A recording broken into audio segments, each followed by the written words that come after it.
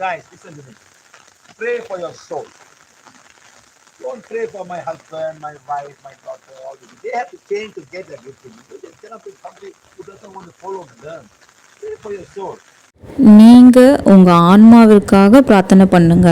என்னோட கணவர், என்னோட மனைவி, என்னோட மகன், மகள், இப்படி இவங்களுக்காக பிரார்த்தனை பண்ணாதீங்க. எல்லாமே கிடைக்க அவங்க தான் மாறணும். அவங்க தான் அதை கற்றுக்கிட்டு ஃபாலோ பண்ணணும். நீங்கள் விரும்பாத ஒன்றை உங்களால் செய்ய முடியாது. உங்கள் ஆன்மாக்காக நீங்கள் பிரார்த்தனை பண்ணுங்க.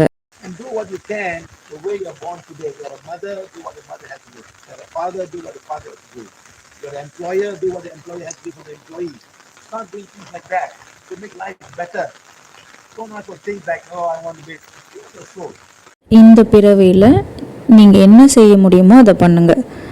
ஒரு அம்மாவாக இருந்தால் அம்மாவுக்கான கடமைகளை பண்ணுங்கள். ஒரு அப்பாவாக இருந்தால் அப்பாவுக்கான கடமைகளை பண்ணுங்கள். ஒரு முதலாளி அவங்களோட தொழிலாளிகளுக்கு செய்ய வேண்டியதை செய்யுங்க.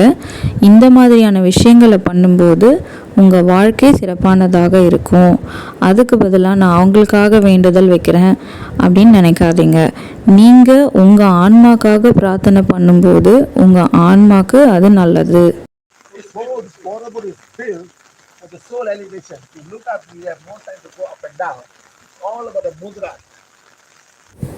நம்மளோட ஆன்மா வெளியேறும்போது அது எங்கே போகணுமோ அந்த நிலையை அடையிறதுக்காக உருவாக்கப்பட்டது தான் இந்த போரபுதூர் கட்டிடம்.